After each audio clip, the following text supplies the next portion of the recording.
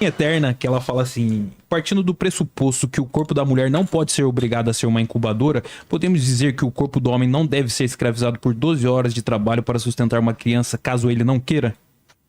E você tá falando do homem não precisar assumir uma... Pensão, alguma coisa assim. Será? Isso é uma dúvida masculinista, né? Eles dizem que se o cara não quiser e a mulher se quiser seguir uma gestação, ele deveria não poder, não ter que contribuir com o resto da vida da criança. Esse é um debate que eu não tenho uma resposta fixa para te dizer. Eu acho que essa é uma desonestidade comum, infelizmente, ao masculinismo, e dizer assim... Porque, assim, francamente, os homens abandonam bebês nascidos e gestações em andamento desde que o mundo é mundo. O homem nunca foi obrigado a ficar e a cuidar da sua família e a prover. Infelizmente, a gente tem no Brasil uma taxa de bebês que nascem e são registrados sem o nome do pai gigantesca. A gente tem quase 70% das pessoas que estão no mapa da fome no Brasil sendo mulheres mães solo, ou seja, os homens foram embora. Então, assim, esse papinho de que ele deveria ter direito de não cuidar não faz nenhuma diferença, porque ele nunca teve obrigação de ficar. Não foi condenado à morte por abandonar uma família, por exemplo, e ir embora. Não, que eu acho que ele deveria ser condenado à morte. Eu acho que as pessoas têm que ser responsáveis. Por isso que a resposta para sua pergunta, na minha opinião, seria a gente ter melhor acesso a planejamento familiar e que as pessoas pudessem escolher quando e se elas vão carregar uma gestação a termo ou não. Os dois, porque os dois, claro, o homem contribui com muito menos esforço biológico e de tempo do que a mulher e, portanto, eu acho que isso deve ser pesado nessa equação, mas eu acho que esse é um debate que talvez precise durar mais tempo, se é isso, né? Mas se a vontade é só se evadir de pagar pensão alimentícia... É um homem bem nicho, né? Eu acho. Comentários, né? Mais uma vez aqui, pessoal. O homem que não paga uma conta é lixo. Eu não quero te desrespeitar aqui. Não, eu falei micho. Pois bem, tá. O homem tá errado por não pagar uma conta de pensão. Pensão. Vai preso. Exato. Uma conta. Exato. O homem vai preso por não pagar pensão. Mas a mulher não responde por matar um bebê viável. Mais uma vez. A questão é muito importante aqui, porque isso revela dois pressupostos muito distintos, que depois a gente poderia falar melhor sobre isso, mas basicamente o que diferencia, ela disse que eu também sou feminista, porque eu defendo direitos iguais, então olha, a importância de nós termos definido no começo, no meu primeiro livro eu defino já na introdução, feminismo, perversão, subversão, na introdução eu já defino o que eu considero ser feminismo, para que eu possa dizer porque eu sou contra ele. Então, nós não termos definido o feminismo no início do debate com clareza faz com que ela diga agora que eu sou uma feminista porque eu defendo igualdade. Novamente, defender as mulheres da violência, do abuso, isso não é ser feminista, porque isso já foi feito por apóstolo Paulo, Jesus Cristo, muito, muito antes, né? Os pilares do que a gente hoje conhece como fraternidade, igualdade, liberdade, os pilares de tudo isso estão pressupostos lá no Novo Testamento. Esse é o motivo pelo qual o Ocidente, que se baseia no Novo Testamento, é tão diferente do hinduísmo, é tão diferente da Índia, é tão diferente da China, é tão diferente da Arábia Saudita, que não se baseia no Novo Testamento. Então, nós temos um problema de definição aqui. Eu e a Raquel não vamos conseguir avançar nisso por nós não termos definido antes o que é feminismo. Né? Então nós temos esse problema. Quando ela fala sobre masculinismo, isso aqui, o masculinismo em alguns momentos ele parece revanchista. De fato, parece que quer se vingar pelo fato de as mulheres terem aprovado ou conquistado leis que são bastante desiguais em favor delas.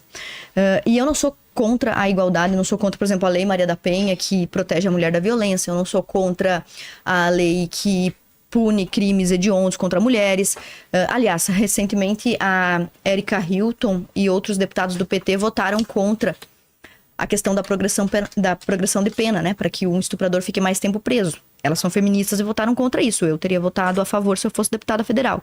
Então nós temos aqui esse problema que é um problema de definição. Ela vai dizer que qualquer mulher que defende a igualdade é feminista. Eu vou. Então, mas não dá, porque eu defendo a igualdade e sou antifeminista. Então, nós temos que definir o que é feminismo para conseguir continuar nisso. E essa foi a minha proposta inicial. Mas mais uma vez mencionar que de todos os direitos que a mulher tem e que eu sou a favor que tenha, o mais importante de todos é o direito de nascer.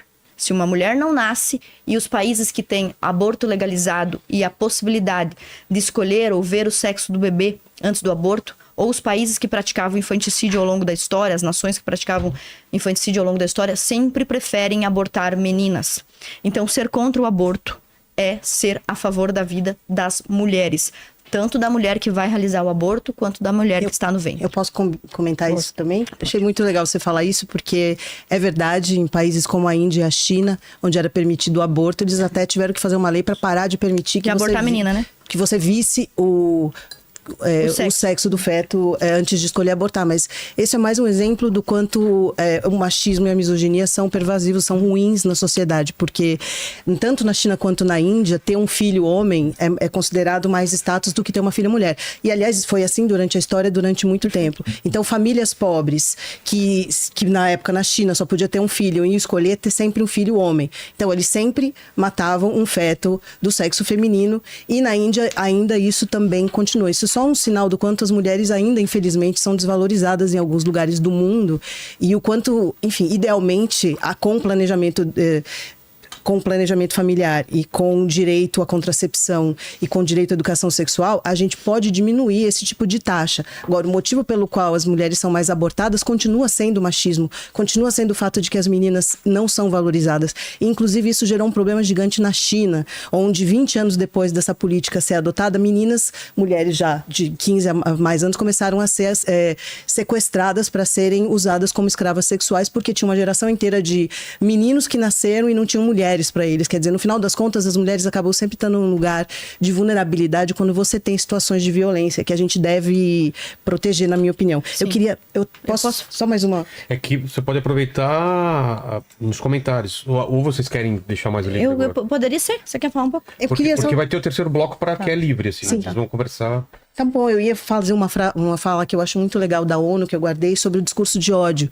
Porque você falou, né, que podia ser um revanchismo. Eu acho que é um revanchismo, que infelizmente vira assassinato, né? Ele se torna incel, ele se torna um assassinato em Columbine, ou o rapaz que entrou em Suzano também assassinou pessoas. Esse tipo de ódio a gente tem que lutar contra. Por isso que eu acho que a gente estimular esse tipo de visão digital ou presencial é ruim para homens e para mulheres.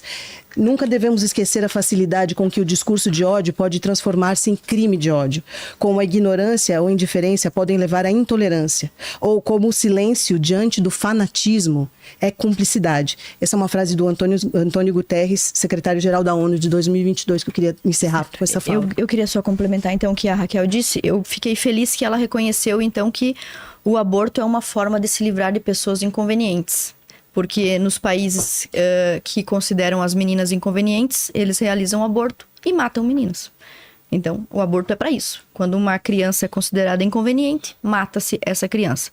Assim como os judeus eram inconvenientes, se foram mortos, os escravos eram inconvenientes, então eram escravizados, não eram pessoas como nós, não eram pessoas perfeitas, como se existissem pessoas mais perfeitas do que outras. Gostei também que ela falou que crimes de ódio, ideias de ódio podem virar crimes de ódio.